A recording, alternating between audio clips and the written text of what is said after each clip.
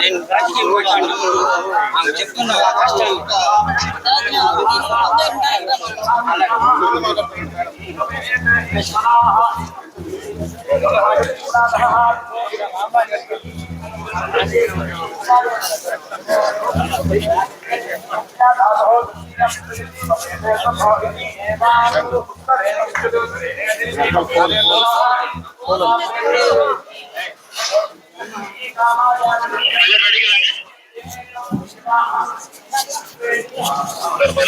Ready ఉన్నాం sir.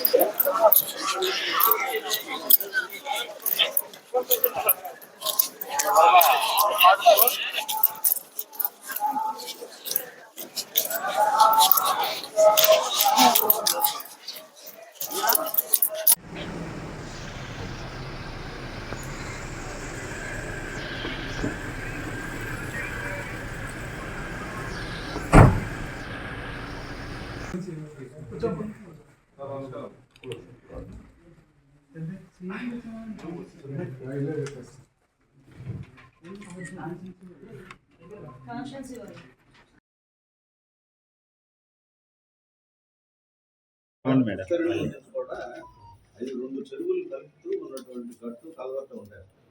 దానికి అవ్వలేదు. దాని తర్వాత ట్రీట్ చేయడానికి అప్పటికే మేము ఎస్టిమేట్ చేసాము, శాంక్షన్ కాలేదు. మళ్ళీ ఇప్పుడు ఎస్టిమేట్ చేసాము, కరెక్ట్గా ఉందా లేదని చెప్తాము. అది వచ్చేస్తుంది. తర్వాత చెరువులు 1.7 crores ఎస్టిమేట్ మేము ఉన్నప్పుడు వేసాం. నేను SC3గా ఉన్నాను. ఆ తర్వాత అప్పుడు ధర్మారెడ్డి గారు ఉన్నప్పుడు ఏమన్నారంటే తిరుమల పుష్కరిని మనం సరిగ్గా మెయింటైన్ దగ్గర ఉంటేనే కష్టంగా ఉంది, అంత దూరంగా ఉంటే అవుతుంది అవుతుందని స్టాప్ చేశారు. అప్పుడు ఇప్పుడు చేస్తాం 1.7 crores ఎస్టిమేట్ చేసి ప్లాన్ ఉంది సార్, అది బాగా చేస్తాం అనుకోకుండా ఇప్పుడు మేము వేసిన ప్లాన్ ప్లాన్ కూడా మంచి అది పంచాయతీ రాజ్ R&B వాడు చేస్తే బాగుంటుంది అడిగారు. అవి కొద్దిగా కష్టమైనా కాబట్టి ఈరోజు గౌరవ తిరుమల తిరుపతి దేవస్థానం చైర్మన్ గారు నాయుడు గారిని ఈరోజు మర్యాదపూర్వకంగా కలవటం జరిగింది. ప్రత్యేకంగా పైకరపేట నియోజకవర్గంలో ఉపమాక వెంకటేశ్వర స్వామి ఆలయాన్ని 2015లో టీటీడీకి హ్యాండ్ ఓవర్ చేయడం జరిగింది. టీటీడీకి హ్యాండ్ ఓవర్ చేసిన తర్వాత సుమారుగా అక్కడ కొన్ని కార్యక్రమాలకు ఒక గౌరవ సీఎం గారు చంద్రబాబు నాయుడు గారు కూడా అప్పుడు సీఎం హోదాలో ఆ రోజు ఉపమాక వెంకన్న స్వామిని దర్శనం చేసుకుని ఆ చుట్టుపక్కల ప్రాంతాన్ని ఎలాగైనా అభివృద్ధి చేయాలి అనే ఉద్దేశంతో అక్కడ ల్యాండ్ ఎక్వైర్ చేయడం దగ్గర నుంచి ఒక మాస్టర్ ప్లాన్ తయారు చేసి టీటీడీకి హ్యాండ్ ఓవర్ చేసి అక్కడ టెంపుల్ ని బాగా అభివృద్ధి చేయాలి అని ఆ రోజు సంకల్పించుకొని ఆ రోజు ఒక మాస్టర్ ప్లాన్ కూడా రెడీ చేసుకున్నాం. ఆ రోజు అయితే తర్వాత గవర్నమెంట్ మారిన తర్వాత ఎంతో కొంత మీ అందరికీ తెలుసు, ఎంతో కొంత కొంచెం నిర్లక్ష్యానికి గురైన పరిస్థితి అయితే కనిపించింది.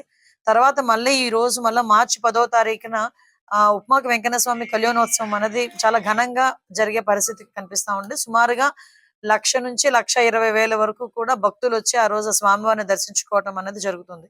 ఆ చుట్టుపక్కల గ్రామాల్లో ఉపమాక వెంకటేశ్వర స్వామి అనేసరికి చాలా వాళ్ళందరికీ కూడా భక్తి భావాలు ఉన్న చుట్టుపక్కల ఉన్న వాళ్ళందరికీ కూడా ఒక ఆనవాయితీ ఏంటంటే ఆ స్వామివారిని దర్శించుకొని ఆ కళ్యాణాన్ని వీక్షించి తర్వాత అక్కడ సుమారుగా 20 రోజుల పాటు జాతర జరుగుతుంది.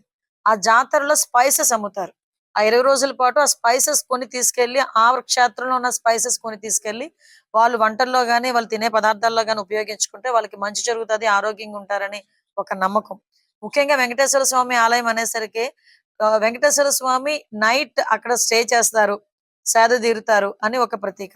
ప్రతి దేవాలయం వెంకటేశ్వర స్వామి దేవాలయంలోనే శుక్రవారం అభిషేకం జరిగితే కేవలం ఉపమాక వెంకన్న స్వామి ఆలయంలో ప్రతిరోజు కూడా అభిషేకం జరిగే ఏకైక టెంపుల్ వెంకటేశ్వర స్వామి టెంపుల్ ఉపమాక వెంకటేశ్వర స్వామి. మనకి నిత్య ఉత్తర ద్వార దర్శనం కూడా జరిగే ఏకైక టెంపుల్ అది వెంకటేశ్వర స్వామి టెంపుల్.